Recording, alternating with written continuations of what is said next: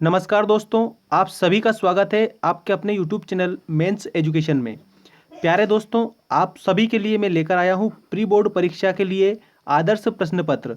और जो आदर्श प्रश्न पत्र है माध्यमिक शिक्षा मंडल भोपाल द्वारा जो परीक्षा आपकी जो ली जाएगी कक्षा 12वीं की प्री बोर्ड परीक्षा और बोर्ड परीक्षा उसी पर आधारित है। और इस वीडियो में मैं पूरा का पूरा मॉडल पेपर आपको बताने वाला हूं, मतलब कि आदर्श प्रश्न पत्र हल सहित। और विषय हमारा समाजशास्त्र कक्षा 12वीं मध्य प्रदेश। ठीक है। और सारे क्वेश्चन मैं आपको अच्छी तरह से बताऊंगा, एक एक क्वेश्चन का हल मैं आपको इस वीडियो में बताने वाला हूं। तो दोस्तों आप इसे ध्यान से पूरे वीडियो को देखेंगे और अपनी कॉपी और पेन उठाकर सारे क्वेश्चनों को लिख लेना। ठीक है। और लिखकर आप अपनी परीक्षा की अच्छी तरह से तैयारी करेंगे। आप देख सकते हैं कि पूरा का पूरा ये पेपर है आदर्श प्रश्न पत्र, जो आपकी प्री बोर्ड परीक्षा के लिए माध्यमिक शिक्षा मंडल भोपाल द्वारा आयोजित जो परीक्षा है वो उसके लिए आपको बताया गया है। और ये याद रखना कहाँ से लिया गया है ये भी मैं आपको बता देता हूँ कि जो आपकी परीक्षा अध्ययन है उसमें ये सारे क्वेश्चन आपको मिल जाएंगे, जो कि आपके जो वर्तमान का जो पाठ्यक्रम है इस पर आधारित है। ठीक है। और जो सिलेबस आपका कम किया गया है, कम किया गया सिलेबस भी इसमें इंक्लूड कर रखा है, ये आप जरूर ध्यान रखेंगे। और इस प्रकार के सभी आदर्श प्रश्न पत्र ऑल सब्जेक्ट के आपको हमारे इस चैनल पर मिल जाएंगे। एक बात आप जरूर ध्यान रखना, मैं आपसे एक रिक्वेस्ट करना चाहता हूं कि अगर आप चैनल पर नए हैं तो चैनल को सब्सक्राइब जरूर कर लेना और अपने कक्षा 12वीं के स्टूडेंट्स के साथ में शेयर कर देना, क्योंकि कक्षा 12वीं का पूरा मटेरियल हमारे इस चैनल पर अपलोड कर रहे हैं हम, जो कि प्री बोर्ड परीक्षा और बोर्ड परीक्षा के लिए बहुत ही ज़्यादा मोस्ट इम्पोर्टेंट है। अब एक बात और इसमें मैं आपको बता देता हूँ कि जो आपकी प्री बोर्ड परीक्षा है वो 12 तारीख से लेकर के, ठीक है, 12 अप्रैल से लेकर के तो 27 अप्रैल तक चलेगी। टाइम टेबल आ गया है, आप टाइम टेबल देख सकते हैं, ध्यान रखना आप सभी। 12 तारीख से लेकर के तो 27 तारीख तक आपकी प्री बोर्ड परीक्षा चलने वाली है, तो आप अच्छी तरह से तैयारी करेंगे। आज हम जानेंगे समाजशास्त्र कक्षा 12वीं मध्य प्रदेश बोर्ड परीक्षा और प्री बोर्ड परीक्षा के आदर्श प्रश्न पत्र पूरा हल सहित। चलिए सबसे पहले हम देखते हैं, सही विकल्प चुनकर लिखिए। सही विकल्प चुनकर लिखिए, इसको आप अच्छी प्रकार से हल करेंगे। और आइए स्टार्ट करते हैं। पहला देखिए, समाजशास्त्र के पिता के रूप में किसे जाना जाता है? समाजशास्त्र के पिता के रूप में किसे जाना जाता है? तो दोस्तों चार ऑप्शन दिए, Auguste Comte, Emile Durkheim, Herbert Spencer और सोरोकिन या घुरिये। तो इसका करेक्ट आंसर आपका हो जाएगा आगस्ट काम्टे। आगस्ट काम्टे को जाना जाता है किसके रूप में? समाजशास्त्र के पिता के रूप में। ठीक है, समाजशास्त्र के पिता कहे जाते हैं आगस्ट काम्टे, तो ऑप्शन नंबर ए हमारा इसमें करेक्ट हो जाएगा। अगला देखिए, जाति एक है, चार ऑप्शन है, अंतर्विवाही समूह, बहुविवाही समूह या फिर परिवार का एक प्रकार या विवाह का एक प्रकार। तो इसका करेक्ट आंसर है आपका ऑप्शन नंबर बी, बहुविवाही। बहुविवाही, ये आप ध्यान रखना, जो बहुविवाह है ये एक समूह है। ठीक है, इसका करेक्ट आंसर हमारा होगा बहुविवाही समूह। अगला देखिए, अस्पष्टता निवारण। अस्पष्टता मतलब होता है छुआछूत। अस्पष्टता निवारण अधिनियम कब पारित किया गया? तो डायरेक्ट आंसर बताता हूं मैं, 1955 में किया गया। ठीक है, कब किया गया? 1955 में अस्पष्टता निवारण अधिनियम पारित किया गया। और इसके तहत क्या है, अगर कोई भी व्यक्ति किसी से छुआछूत करता है या फिर छुआछूत फैलाता है तो उसको क्या दिया जाएगा? दंड दिया जाएगा, कानून के माध्यम से उसको दंड दिया जाएगा। तो ये अस्पष्टता निवारण अधिनियम 1955 में पारित हुआ था। अगला प्रश्न देखिए, भारत में सांस्कृतिक विविधता का आधार है।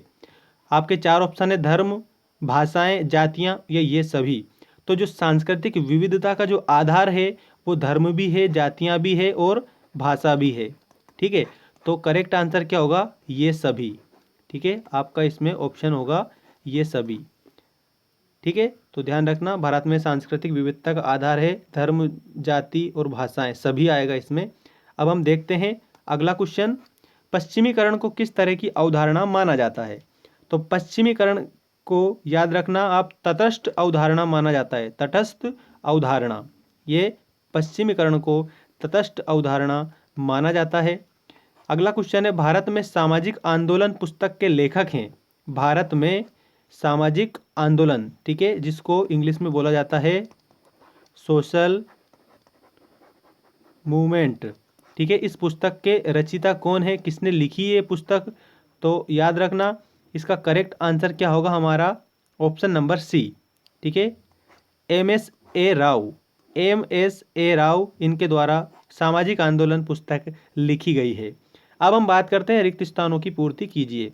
दोस्तों कक्षा 12वीं के हर विषय का मटेरियल हमने अपलोड कर दिया है और कुछ विषय और भी जो हैं इनके अब क्वेश्चन आंसर हम बताएंगे जो प्रश्न बैंक पर आधारित होंगे, और प्रश्न बैंक जारी की है मध्य प्रदेश लोक शिक्षण संचालनालय भोपाल के द्वारा, ठीक है, ध्यान रखना। और उसी के आधार पर, उस प्रश्न बैंक के आधार पर ही आपके वार्षिक परीक्षा के सारे पेपर होंगे। एक भी क्वेश्चन आपको उस प्रश्न बैंक से अलग नहीं मिलेगा, इसलिए जो प्रश्न बैंक है उसको आप अच्छी तरह से पढ़ेंगे, ठीक है, याद रखना आप। तो अब देखते हैं रिक्त स्थान। रिक्त स्थान में आपको कितने 6 रिक्त स्थान दिए हैं इसमें, तो अच्छे से हल करें आप रिक्त स्थान को और सारे आंसर देखेंगे आप। चलिए पहला रिक्त स्थान देखते हैं। भारत में जनसंख्या वृद्धि का सबसे प्रमुख कारण जन्म दर की तुलना में मृत्यु दर होना है। तो यहाँ पर क्या आएगा, कम, ठीक है, भारत में जनसंख्या वृद्धि का सबसे प्रमुख कारण जन्म दर की तुलना में मृत्यु दर कम होना है। अगला है संयुक्त परिवार की प्रकृति होती है, कैसी होती है संयुक्त परिवार की प्रकृति, तो वो होती है समाजवादी, ठीक है, समाजवादी, याद रखना जो संयुक्त परिवार है उसकी प्रकृति समाजवादी होती है। अगला प्रश्न है, संस्कृति एक सीखा हुआ है, क्या है, तो संस्कृति एक सीखा हुआ व्यवहार है, ठीक है, व्यवहार। अगला देखिए, मूल रूप से औद्योगिकरण विकास की एक प्रक्रिया है, तो कौन से विकास की प्रक्रिया है, औद्योगिकरण। तो दोस्तों औद्योगिकरण जो होता है वो आर्थिक विकास की प्रक्रिया होती है। किस विकास की प्रक्रिया होती है, आर्थिक विकास की। अगला प्रश्न है, औद्योगिकरण से एक विस्तृत होता है, क्या होता है, तो औद्योगिकरण से एक विस्तृत श्रम विभाजन होता है, क्या होता है, श्रम विभाजन। अगला देखिए, सामाजिक आंदोलन विरोध की घटना घटित नहीं होती, तो जो सामाजिक आंदोलन विरोध की व्यक्तिगत घटना नहीं होती है, जो सामाजिक आंदोलन है ये विरोध की व्यक्तिगत घटना नहीं होती है, याद रखें आप सभी। इसमें क्या आएगा, व्यक्तिगत, ये आपको कंप्लीट करना है, ठीक है। तो सारे जो रिक्त स्थान है आपके कंप्लीट हो चुके हैं। मैं उम्मीद करता हूँ कि आपको ये अभी याद हो गए होंगे, और अपने 12वीं के जितने भी दोस्त हैं उनके साथ में इस वीडियो को शेयर कर देना, और लाइक नहीं किया है तो लाइक ज़रूर कर दें, और चैनल को सब्सक्राइब कर लेना, क्योंकि इस प्रकार की अपडेट अब डेली आने वाली है, और वैसे डेली आ भी रही है। मैंने प्लेलिस्ट बना दी है, उस प्लेलिस्ट को विजिट करिए जिसमें प्री बोर्ड परीक्षा के सारे आदर्श प्रश्न पत्र उत्तर सहित बता रखे हैं, तो जाइए उसको अच्छे से देखिए, और लिंक भी मैं डिस्क्रिप्शन में दे दूंगा, या फिर जैसे ही आप प्लेलिस्ट सेक्शन विजिट करेंगे तो प्लेलिस्ट सेक्शन में आपको मिलेगा प्री बोर्ड परीक्षा क्लास 12th क्वेश्चन पेपर्स, तो उसमें से आपको सारे क्वेश्चन पेपर को आप अच्छी तरह से देखेंगे, क्योंकि उसमें ऑब्जेक्टिव टाइप क्वेश्चन और विभिन्न प्रकार के जो क्वेश्चन आंसर है वो भी दे रखे हैं। तो चलिए अब देखते हैं नेक्स्ट क्वेश्चन, सत्य असत्य। जो सत्य असत्य है वो हमारा इस प्रकार है। पहला देखिए, परिवार नियोजन जनसंख्या नियंत्रण का प्रमुख उपाय है, तो इसका बिल्कुल ये क्या होगा, सत्य, पहला हमारा सही है। अगला देखिए, उपनिवेशवाद की प्रमुख देन जाति व्यवस्था है, ये भी क्या है, सत्य है। उपनिवेशवाद की प्रमुख देन क्या है, जाति व्यवस्था। राष्ट्रीय एकता में सांप्रदायिकता सहायक है, ये बिल्कुल गलत है, सांप्रदायिकता सहायक नहीं बाधक होती है, तो ये होगा असत्य। नेक्स्ट है, डाक द्वारा भेजी गई सूची प्रश्नावली कहलाती है, ये बिल्कुल सत्य है। अगला है, भारत एक धर्म प्रधान राज्य है, ये असत्य है, ठीक है, धर्म प्रधान नहीं है, कृषि प्रधान है। कैसा है, कृषि प्रधान, मतलब कृषि प्रधान अर्थव्यवस्था है भारत, लेकिन इसमें बताया धर्म प्रधान, तो धर्म एक नहीं है, हमारे देश में कई धर्म हैं, कई धर्मों को मानने वाले लोग हैं, ठीक है, तो हम ये नहीं कहेंगे कि धर्म प्रधान राज्य है, ठीक है, तो इसका क्या होगा, असत्य होगा, ये असत्य। अगला देखिए, हरित क्रांति से आर्थिक असमानताएं पहले से अधिक हो गई है, तो ये बिल्कुल सत्य है, ठीक है। तो ये आपके सही गलत कंप्लीट होते हैं।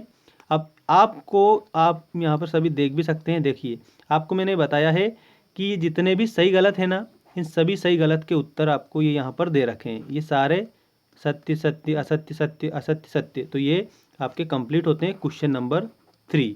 अब हम बात करेंगे क्वेश्चन नंबर 4 की। क्वेश्चन नंबर 4 में क्या दिया है, सही जोड़ी बनाइए, क्या दिया है, सही जोड़ी बनाइए। तो सही जोड़ी के भी आंसर मैं आपको बताऊंगा। सबसे पहला एक पॉइंट इधर है, बाकी दूसरे पेज में है, समझना आप इसे अभी पहले।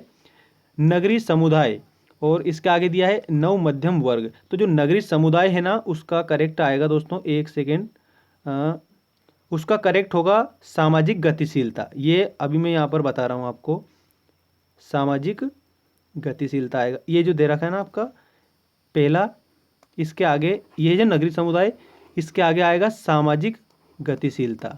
ठीक है, ये आएगा दोस्तों, मैं लिख देता हूँ, अभी आप लिख लो इसे, सामाजिक गतिशीलता।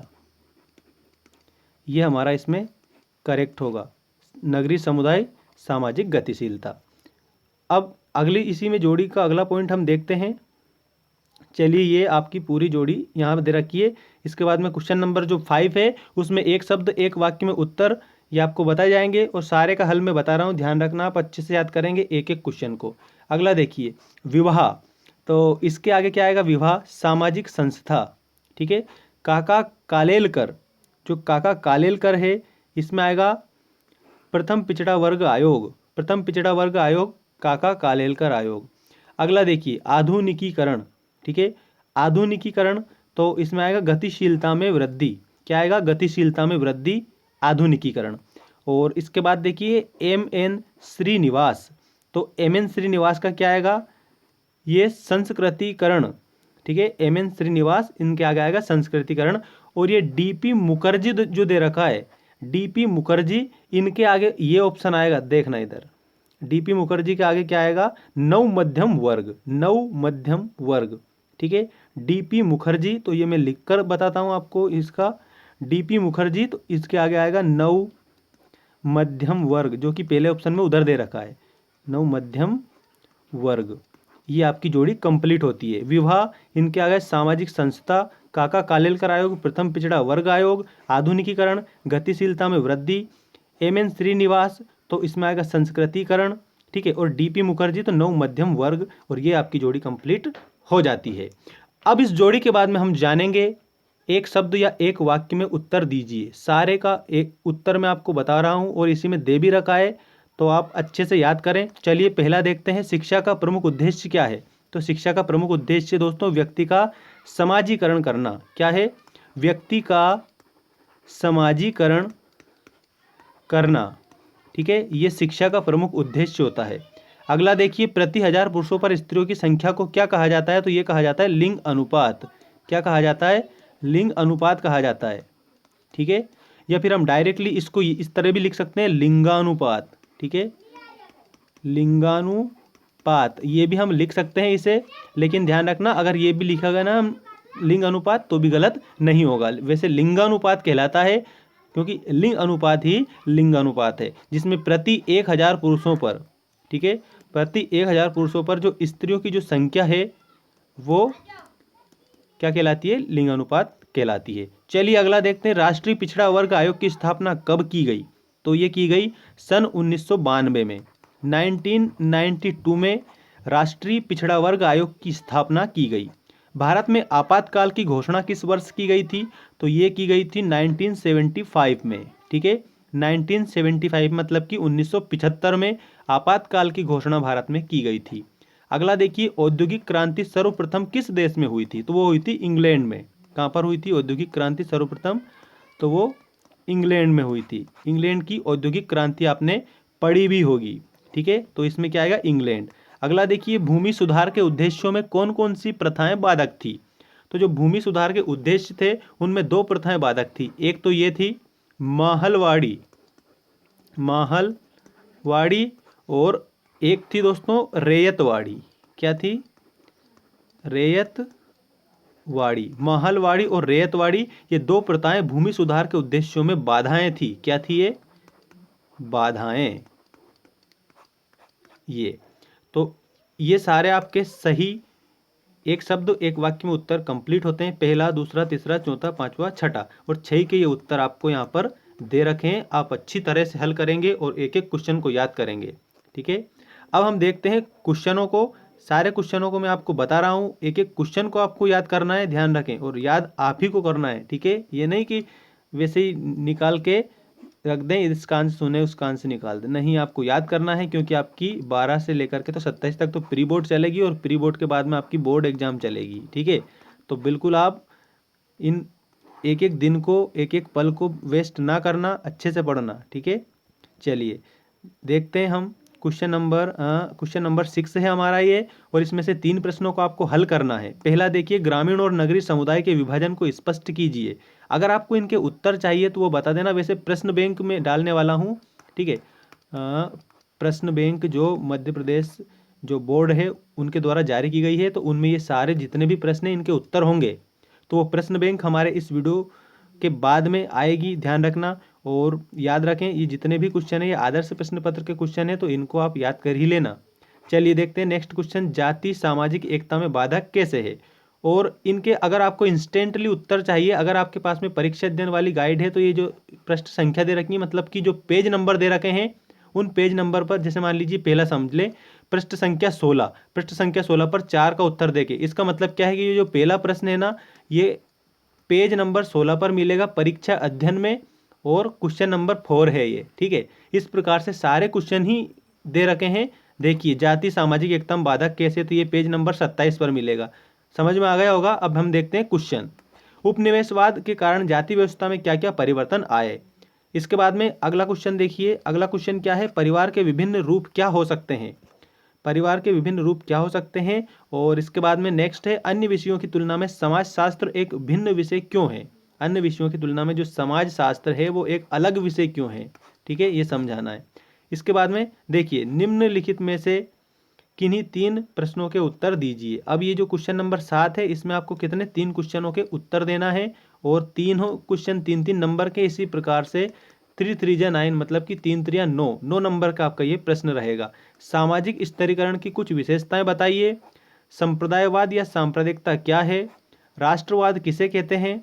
और इसके बाद में औद्योगिकरण से आवास समस्या उत्पन्न होती है, सिद्ध कीजिए। ठीक है, और इसके बाद में अब हम देखेंगे अगले क्वेश्चन इस प्रकार है आपके। क्वेश्चन नंबर 8 रहेगा, और क्वेश्चन नंबर 8 से पहले ये एक और क्वेश्चन दिया है, ये पढ़ते हैं। राज्य अक्सर सांस्कृतिक विविधता के बारे में शंकालु क्यों होते हैं। अब हम बात करते हैं क्वेश्चन नंबर 8। क्वेश्चन नंबर 8 में आपको 4 प्रश्नों को हल करना है, और 4 जो प्रश्न है ये 3 नंबर के हैं। इस प्रकार से आपके 12 नंबर का ये क्वेश्चन नंबर 8 रहेगा। तो क्वेश्चन नंबर 8 के जितने भी क्वेश्चन है अभी हम पढ़कर देखते हैं सारे क्वेश्चनों को, और आप अच्छे से इसका या तो स्क्रीनशॉट ले लें या फिर सारे क्वेश्चनों को लिख लें, लेकिन याद अच्छे से करना है आपको। पहला क्वेश्चन है, संस्कृतिकरण के स्रोत क्या हैं। दूसरा क्वेश्चन है, कृषि के सामाजिक ढांचे की विवेचना लिखिए। तीसरा क्वेश्चन है, स्पष्ट कीजिए कि राष्ट्रीय आय का सदुपयोग औद्योगिकरण के लिए सहायक कारक है। और नेक्स्ट है, नक्सली आंदोलन क्या है।